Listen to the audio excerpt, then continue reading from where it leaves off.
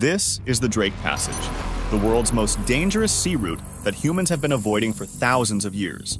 Even before the year 1578, no human in the world knew about it. While many people think that the main purpose of building the Panama Canal was to connect America's eastern coast with South America and the rest of the world through a shorter route.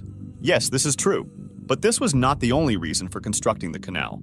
Another very significant reason for building the Panama Canal was to allow all the maritime vessels to avoid navigating through the 620-mile area between Antarctica and Cape Horn. This is the point where the Pacific, Atlantic, and Southern Oceans converge. Why is the area called the Drake Passage? And what happens here that passing through it is still like passing through the jaws of death today? According to a registered estimate, around 800 ships have sunk in the Drake Passage to date, resulting in the loss of lives of approximately 20,000 people. In some instances, it has been observed that when captains are asked to navigate through the Drake Passage to reach America, they quit their jobs due to fear of going there. But why?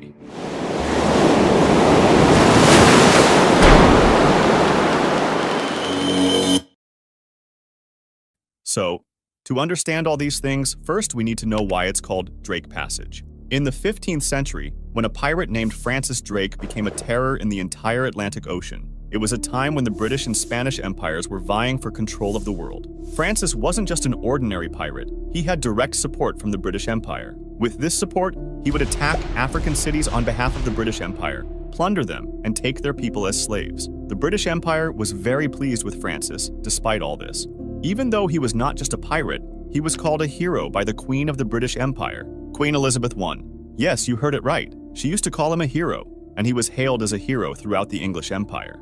Drake had also served as a member of Parliament for 3 constituencies, and until today, instead of being called a maritime pirate, he is called an English explorer of the English Empire. So, coming back to our story, Francis Drake was indeed brave, and that's why the Queen of the British Empire, Queen Elizabeth I, ordered him to break the control of the Spanish Empire in South America by sending him as an English explorer.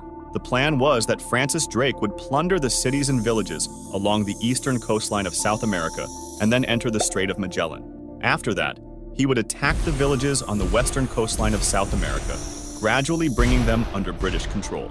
During this time, he could loot as many cities as he wanted. The only interest of the British Empire was to bring the entire coastline of South America under British control.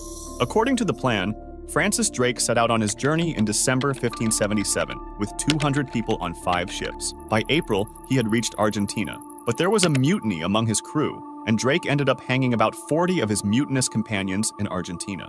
He left his 2 ships there and continued his journey on the remaining 3 ships. He had just crossed the strait and entered the Pacific Ocean when a fierce storm struck, causing the 3 ships to lose contact with each other. One ship's crew thought that Drake might have died, and they sailed back to England, while the other ship, caught in the storm, drifted into Drake Passage and disappeared. Drake, following the same ship, reached the shores of Drake Passage, but upon seeing the towering waves, he understood that going further meant only death. Actually, before Francis Drake in 1525, the Spanish navigator Francisco de Hoyos had discovered Drake Passage while sailing south from the Strait of Magellan. That's why Drake Passage is known as Mar de Hos in Spanish maps and sources, while in other Spanish-speaking countries, it is mostly known as Passage de Drake, or Paso Drake, or Mar de Drake. Now, you might be wondering why Drake Passage is named after Francis Drake, and not Francisco de Hoyos. There could be 2 reasons behind this. The first reason could be that Francisco de Hoyos might not have faced today's Drake Passage because it is not clear whether he sailed through it or not, as his mention is only found in Spanish maps and Spanish sources. The second reason could be that by the 1800s, the Spanish Empire had diminished in size compared to the British Empire, so perhaps the British chose to name it after the maritime pirate Francis Drake, whom the British Empire considered their hero, to assert their dominance. So, returning to our story, while following his ship, Drake reached the shores of Drake Passage. But upon seeing the towering waves of the sea, he understood that going further meant only death. So, Drake turned his ship back and headed towards the western coast of South America again. Then, plundering along the western coastline, Drake reached San Francisco. It was after this incident that the area was named Drake Passage because no other ship had ventured into this part of the sea before him. Or if they did, they probably didn't survive to tell the tale. Drake had told his close companions that he felt there might be another world beyond the sea, or perhaps an undiscovered island where no one had ever set foot. What Drake actually mistook for an island was Antarctica. For thousands of years, humans had believed that there must be a continent here. The Greeks called it Terra Australis Incognita, meaning the unknown southern land. But no one had ever seen it with their own eyes. The question in your mind will be, why is this Drake Passage so dangerous? In other places in the world, the oceans meet each other. Then what is it like here?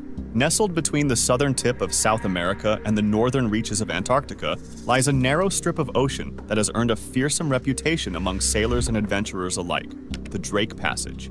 This treacherous stretch of water, connecting the Atlantic-Pacific Oceans and Antarctica, Southern Ocean, is notorious for its wild and unpredictable weather, powerful currents, and towering waves. It is a place where the elements converge in a dramatic and awe-inspiring display of nature's power. At first glance, the Drake Passage may seem like any other stretch of open ocean where two bodies of water meet.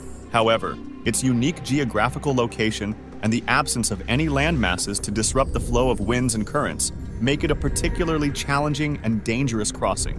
Situated at the confluence of the Antarctic Circumpolar Current and the Southern Ocean Gyre, the passage is subjected to powerful westerly winds that sweep across the vast expanse of the Southern Ocean with incredible force.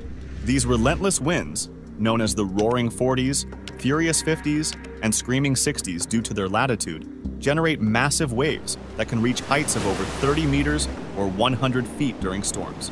The combination of high winds and towering waves creates extremely hazardous sailing conditions, with the potential to capsize even the sturdiest of vessels. In addition to the wind and waves, the Drake Passage is also prone to sudden and severe changes in weather, including fierce storms and blizzards that can descend upon unsuspecting sailors without warning.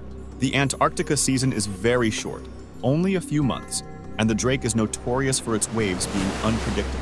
The unpredictable nature of the weather in the Drake Passage poses a significant challenge to navigation, requiring sailors to exercise extreme caution and skill to safely traverse its waters.